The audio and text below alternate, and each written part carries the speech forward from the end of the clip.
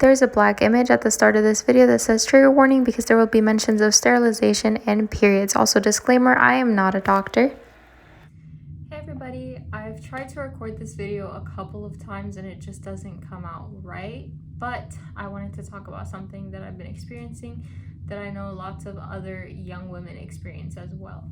Before I had Steven, I knew that I didn't really want to have more biological children. I just didn't want to go through it. As a person with Hermansky-Pudlak syndrome, I have a bleeding disorder. Due to this, I knew that birth would be risky, and of course, we can take all the precautions possible, but it's still a little more risky than it would be for other people. I know of lots of women, this isn't to scare anyone, because I know of lots of women that do have HPS that have had multiple children successfully and have great stories to tell, and that's amazing. But for me, I'm a little too scared to give it another shot. My husband and I decided early on that we did not want to have another biological child.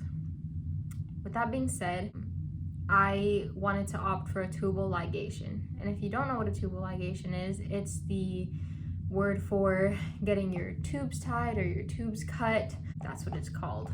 When the doctors would ask me when I was pregnant for Steven what I wanted for contraception after birth, I would say that I wanted a tubal or a tubal ligation.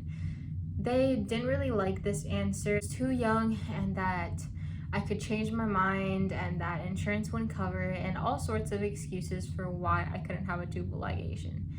I went to different doctors to get different opinions and they all said pretty much the same thing. So I waited until I was 21 to get the first thing out of the way, which was insurance. I wanted them to be able to cover it. So I waited until I was 21 and Steven was already 6 months old at this time and I still couldn't find a doctor that would do it. So I ended up getting a copper IUD instead.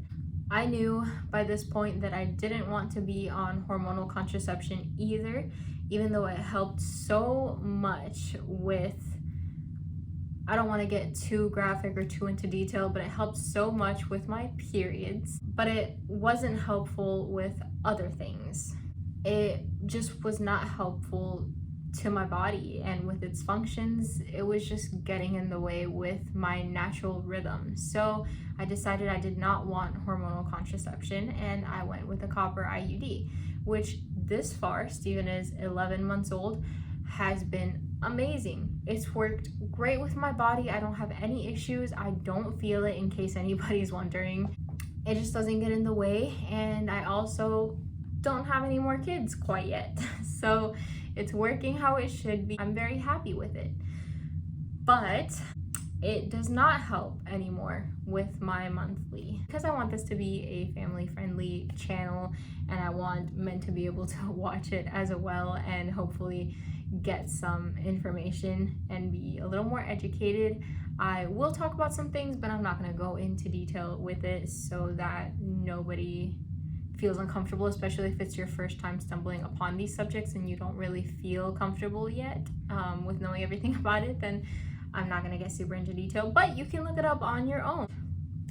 I hope that you do. I really encourage you, whether you're a man or a woman or whatever you choose to identify as, go ahead and look this up for yourself. But anyways, it didn't help with my monthly and I had been used to it being a certain way because I had been on hormonal contraception for so long. Even though the contraception was working fine, it still really wasn't what I wanted and I felt discouraged by this point and I just kind of went with what I thought would work best with my body, and it did.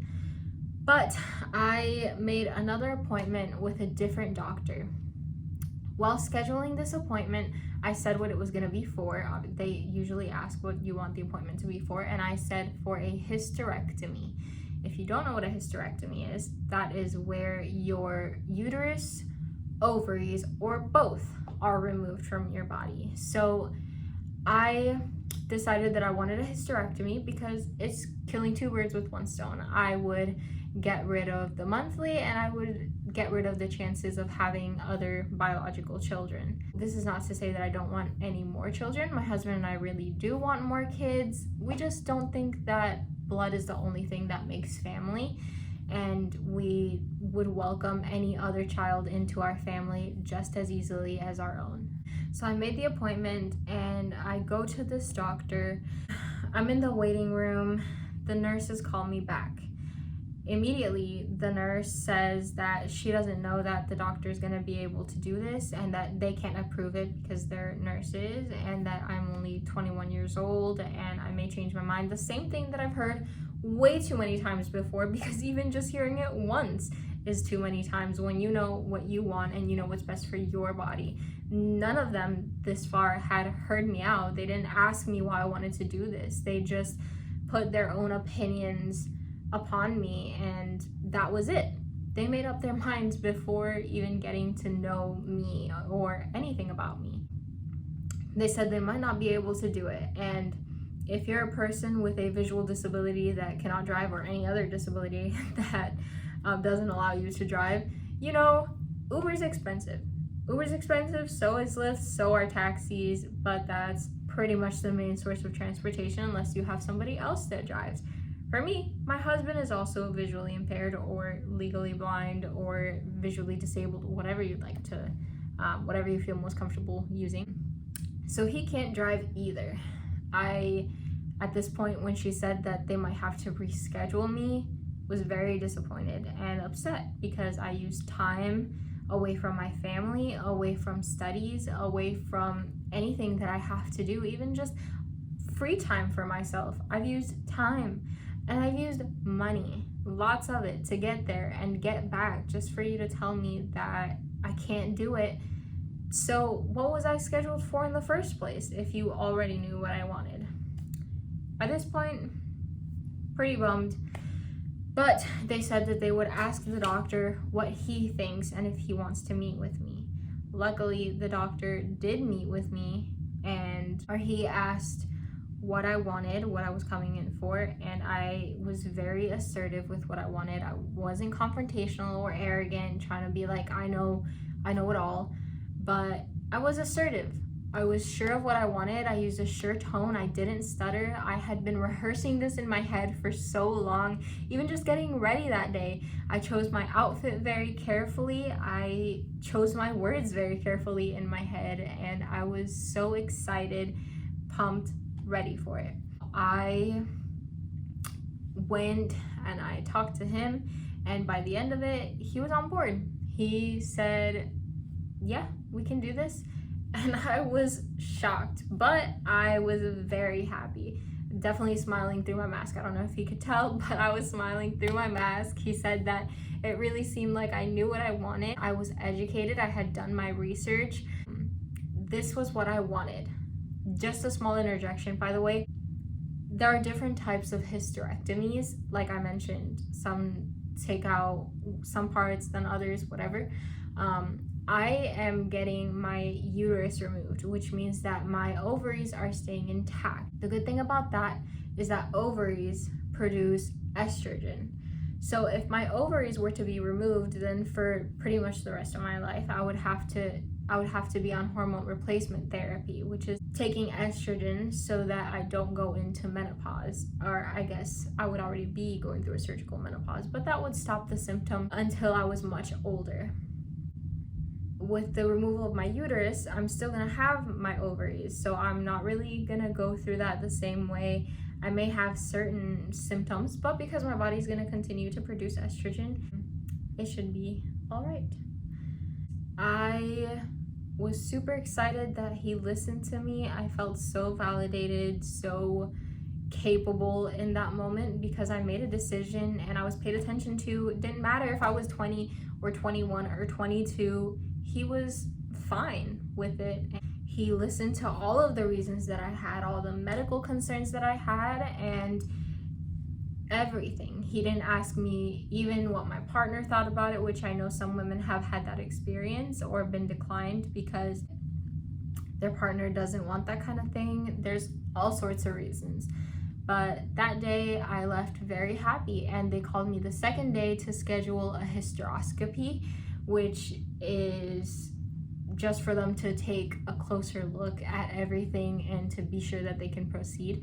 But they scheduled that, and they said the surgery should be between the end of September and the beginning of October. I want to take you guys on this journey with me because I think it's really, really important for people out there to know.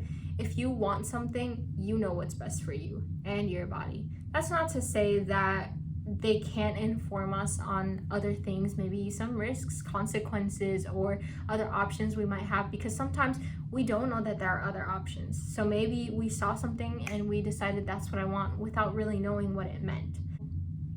Definitely, it is something that should always be taken into consideration, what your doctors are saying and suggesting, but it's also up to you to do your own research. It's up to you to get home and, I don't know, make that pros and cons list and figure out if what they're telling you aligns with your own beliefs and your own wants and needs. If it does, great, then maybe you just found a new option and you don't have to go with what you originally wanted. It's okay to change your mind when you have new information coming in and you are educating yourself. But if you already have, then it's not okay for them to try to change your mind. You know what's best for you. You know your body. You know what you need. You know what you want. So project that. Be sure, if you don't find a doctor that does it, go to a different doctor.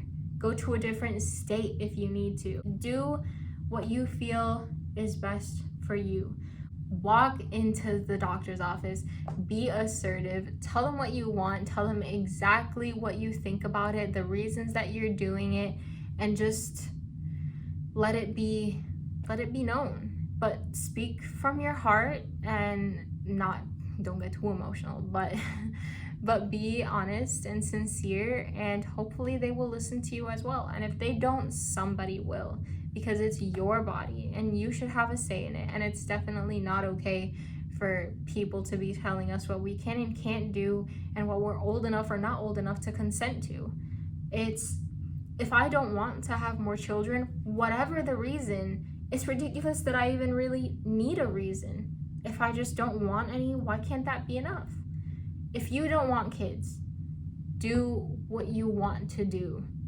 If you do want kids, then go ahead and have kids. It's not up to anyone else to decide what is best for you than yourself. For me, there were just tons of reasons. So I went with the option that I thought fit me best. And you go with the option that you think fits you best. Let me know in the comment section if you have been through anything like this, anything similar, or just any point where someone has underestimated you because of your age and not really wanted to listen to you or your point of view. And that's all for this video. If you have any video suggestions, then you can also drop that down below. I will take you guys on the rest of this journey with me as it progresses, tell you guys about the healing process, pain, how it's working, all that sort of stuff, so that if anyone else is looking to do this kind of thing, then you can kind of know what to expect. Though I know it's different for everyone, everyone's body is different, pain tolerance is different, but at least you can get it from my point of view. And that'll be all for this video. Bye.